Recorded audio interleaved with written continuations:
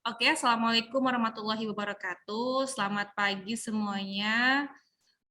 Hari ini kita masuk di mata kuliah akuntansi manajemen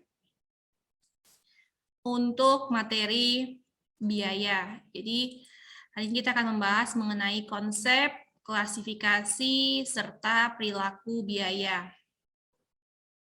Nah, sebentar, Ibu perbesar dulu. Oke. Untuk absensinya nanti Ibu berikan link Google Drive, mohon diisi 5 menit, paling lama 5 menit sesudah jam perkuliahan selesai ya. Nah, oke kita lanjut dengan materi kita, di mana konsep biaya manufaktur itu terdiri dari ada akuntansi keuangan dengan akuntansi manajemen. Jadi keseluruhan dari fokus akan merubah prinsip keuangan untuk produksi, biaya produksi. Jadi di mana akuntansi keuangan itu merupakan biaya yang diukur melalui sumber daya dan digunakan atau dikorbankan untuk mencapai tujuan yang telah ditetapkan. Itu dari perspektif akuntansi keuangan mengenai biaya. Sedangkan dari perspektif akuntansi manajemen, biaya itu merupakan yang dibebankan perusahaan ke unit yang diproduksi. Nah, untuk biaya produksi sendiri, itu ada biaya langsung untuk bahan, langsung untuk tenaga kerja, ataupun manufaktur. Jadi contohnya kita memproduksi sebuah mobil. Nah, jadi untuk memproduksi sebuah mobil itu dibutuhkan biaya pembelian bahan, upah tenaga kerja, serta upah atas produksi yang sudah dihasilkan berupa mobil. Nah, adapun klasifikasi biaya, biaya produksi seringkali digabungkan sebagai biaya langsung, tenaga kerja, dan biaya produksi. Ini sebutnya manufaktur produksi ya. Nah, di mana untuk biaya langsung maupun tenaga kerja itu merupakan biaya utama. Sedangkan untuk konversi dari tenaga kerja dengan biaya produksi itu ialah konversi biaya. Jadi yang paling utama itu jikalau kalian memiliki sebuah perusahaan itu kan memang sudah memiliki biaya utama, karena biaya utama itu dipentingkan untuk membuat produksi produk yang akan kalian buat di perusahaan kalian itu. Oke, selanjutnya. Untuk biaya non manufaktur, biasanya itu terdiri dari biaya pemasaran dan penjualan, di mana biaya yang diperlukan untuk mendapatkan pesanan dan mengirimkan produk. Biaya administrasi, semua biaya eksekutif, organisasi, serta administrasi. Nah, adapun biaya produk, perbandingannya dengan biaya periode, di mana biaya produk itu meliputi bahan langsung, tenaga kerja langsung, dan overhead pabrik. Nah, di sini untuk biaya produk itu kaitannya dengan inventaris, di mana inventaris itu diperoleh dari penjualan yang didapatkan dari harga pokok penjualan. Sedangkan biaya periode itu tidak termasuk dalam biaya produk, jadi dibebankan pada laporan laba rugi. Nah, adapun untuk neraca keuangan, kalau neraca keuangan dalam case pedagang ya, itu ada aset lancar di mana terdiri dari uang tunai, piutang, biaya dibayar di muka, dan persediaan barang dagangan. Ini biasanya untuk pedagang-pedagang kelas yang belum besar lah, belum tergolong perusahaan gitu. Nah, untuk pabrikan ataupun sejenis perusahaan, aset lancarnya terdiri dari uang tunai, piutang, biaya dibayar di muka, inventaris yang terdiri dari bahan baku, bahan dalam proses hingga barang jadi. Nah, adapun pada pabrikan tersebut, bahan baku, bahan dalam proses, hingga barang jadi itu memiliki step-step by step, di mana kalau bahan baku itu bahan yang ditunggu untuk diproses, sedangkan bahan yang ataupun produk yang sedang diproses itu adalah produk setengah jadi atau beberapa bahan, baik itu tenaga kerja ataupun overhead yang telah ditambahkan. Yang terakhir adalah untuk yang barang jadi, produk selesai dan menunggu untuk dijual. Jadi untuk gambarannya ke kalian itu, kalau untuk pabrikan ini sebenarnya manufaktur ya. Nah, untuk manufaktur itu kan sebuah perusahaan itu seperti kita contohkan ke KFC. Jadi kalau KFC itu bahan bakunya itu ayam, tepung, minyak, dan sebagainya. Itu adalah bahan-bahan yang dipergunakan untuk membuat ayam KFC tadi. Itulah bahan bakunya. Sedangkan bahan dalam proses ini, itu saat pekerja ataupun koki mengadon bahan baku, memasak, di situ kan diperlukan tenaga kerja dan bahan tadi, tapi bahan tadi sudah diproses, yang sudah dicampurkan dengan tepung, dengan telur, dan segala macam jenis yang dibutuhkan untuk membuat KFC tadi, itu bahan dalam proses. Sedangkan barang jadi itu adalah ayam KFC-nya, itulah barang jadi.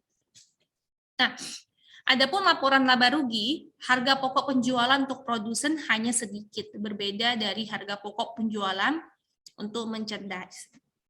Nah, ini bisa kalian lihat di mana merchandising company itu ada cost of goods sold, di mana untuk merchandise dan inventory-nya itu bisa kalian lihat sendiri ya untuk nilai-nilainya. Nah, kita lanjut ke arus biaya manufaktur. Nah, untuk arus biaya manufaktur itu mulai dari pembelian bahan hingga kita mendapatkan bahan bakunya tadi, di mana pembelian bahan itu termasuk dalam neraca keuangan biaya persediaan, sedangkan untuk bahan bakunya penghasilan pernyataan pengeluaran. Nah, arus biaya manufaktur, nah untuk di neraca keuangan biaya persediaan itu ada pembelian bahan, tenaga kerja langsung, dan manufaktur. Proses manufaktur itu sebetulnya. Nah, itu di mana menghasilkan bahan baku dan bekerja di proses sedang dikerjakan lah untuk bahan bakunya tadi. Itu menjadi barang jadi.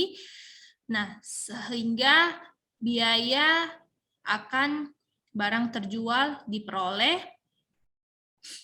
dan menjual barang jadi tadi menjadikan biaya-biaya yang disebut dengan biaya periode. Nah, untuk arus inventaris, itu ada mulai dari awal keseimbangan, tambahan, tersedia, penarikan, hingga akhir keseimbangan. Nah, ini adalah biaya produk, bisa kalian lihat proses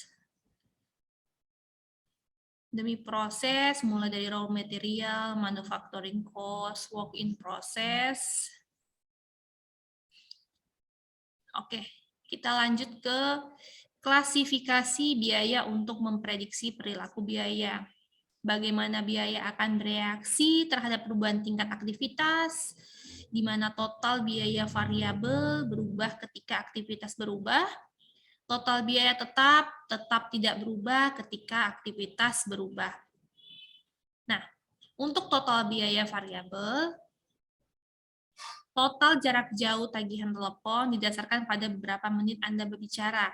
Nah, jadi contohnya kalau kita menelpon itu tagihannya seimbang dengan berapa menit kita bicara. Jadi makanya kurvanya tarik lurus dari titik 0. Nah, sedangkan untuk biaya variabel per unit itu dia konstan, di mana sudah ditentukan berapa biaya per menitnya dalam kita melakukan komunikasi ataupun telepon. Jadi grafiknya itu lurus ditarik dari kurva Y. Nah, untuk total biaya tetap sama dengan untuk variabel per unit, namun untuk total biaya tetap ini mungkin tidak berubah saat Anda melakukan lebih banyak panggilan, sedangkan kalau yang per unit mungkin bisa lebih apa namanya ya, bertambah lah tergantung daripada provider masing-masing, ketentuan masing-masing. Oke, untuk selanjutnya klasifikasi biaya untuk memprediksi perilaku biaya. Nah, ini bisa kalian lihat mulai dari cost, in total, sampai dengan per unitnya. Nah, adapun biaya langsung dan biaya tidak langsung, di mana biaya langsung biaya yang dapat dengan mudah dan nyaman ditelusuri ke unit produk atau tujuan biaya lainnya. Contohnya bahan langsung dan tenaga kerja langsung. Biaya tidak langsung, biaya yang tidak dapat dengan mudah dan nyaman ditelusuri ke unit produk atau objek biaya lainnya. Contohnya biaya produksi. Adapun biaya dan pendapatan diferensial merupakan biaya yang berbeda di antara biaya alternatif. Contohnya, jika Anda memiliki pekerjaan yang membayar sebesar $1.500 per bulan, dan Anda memiliki tawaran bekerja di kota tetangga dengan biaya yang kalian dapatkan ataupun fee yang kalian dapatkan sebesar $2.000 per bulan. Nah, untuk biaya perjalanan dari kota Anda ke kota tetangga tersebut itu sebesar $300 per bulan. Berarti kan diferensial yang kalian dapat dari tawaran kerja itu tuh 500. Sedangkan biaya diferensialnya 300. Nah, kalian memiliki penambahan pendapatan sebesar $200. Otomatis ya lebih bagus terima aja kan, karena lebih menguntungkan daripada tempat di awalnya. Untuk biaya peluang, manfaat potensial yang diberikan ketika satu alternatif dipilih di atas yang lain. Nah, untuk contohnya jika kamu menjadi tidak kuliah, maka kalian mendapatkan penghasilan sebesar 15.000 per tahun. Sedangkan kalau kalian kuliah selama 1 tahun, itu sebesar 15.000 juga. Nah, jadi biaya hangus adalah biaya yang tidak dapat diubah oleh keputusan apapun. Mereka bukan biaya diferensial dan harus diabaikan ketika membuat keputusan. Jadi contohnya kalau kalian membeli mobil seharga $10.000 selama 2 tahun, maka biaya itu akan hilang karena Anda harus mengendarainya, karena setelah mengendarinya kalian itu harus membutuhkan biaya parkir, lalu tidak dapat mengubah biaya yang kalian peroleh dari $10.000 itu menjadi tetap $10.000. Jadi itu hangus karena memang ada biaya-biaya yang dipakai untuk pemakaian mobil. Oke. Nah, ini adalah contoh-contoh kasus yang ada di mana aliran sumber daya persediaan bahan baku awal sebesar $32.000. Jadi selama bulan tersebut sebanyak $276.000 itu bahan mentah dibeli. Hitungannya pada akhir bulan mengungkapkan bahwa sebesar $28.000 bahan mentah yang masih ada. Jadi yang ditanyakan di sini adalah berapa biaya bahan langsung yang akan digunakan. Nah, untuk jawabannya, persediaan bahan baku awal sebesar 32.000 ditambah raw material, jadi sebesar purchase-nya $276, di mana untuk produksi dibutuhkan 308 dan dikurangi dengan biaya ending raw material sebesar $28. Jadi didapatkanlah raw material yang dipakai dalam produksi bahan baku tersebut sebesar $280.000. Jadi jawabannya adalah C. Nah, ada lagi kasus lainnya di mana bahan langsung yang digunakan dalam produksi berjumlah $280.000, di mana untuk biaya tenaga kerja langsungnya itu sebesar $375.000 dan overhead pabrik adalah $180.000. Jadi yang ditanyakan total biaya produksi yang dikeluarkan selama sebulan. Nah, jadi tadi untuk biaya langsungnya ataupun direct materials itu sebesar 280, kita tambah dengan biaya tenaga kerja langsung, direct labor, $375, ditambah biaya overhead sebesar $180.000. Jadi total biaya produksi yang dikeluarkan selama 1 bulan itu sebesar $835.000. Jadi jawabannya adalah B. Nah, ini untuk tugas kalian. Yang terakhir, coba cari berapa harga pokok produksi selama sebulan jika pekerjaan awal dalam proses sebesar $125, biaya produksi yang dikeluarkan untuk sebulan tersebut $835. Jadi ada $200.000 barang jadi sebagian yang tersisa dalam persediaan barang dalam proses pada akhir bulan. Jadi ini tugasnya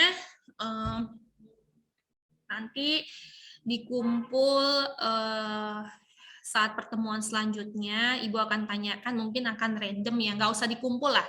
Ibu akan tanyakan secara random aja berapa jawabannya kepada kalian. Beserta apanya ya, jangan langsung ke ABCD-nya, tapi langsung ke jalannya juga harus dibuat gitu. Oke, sampai di sini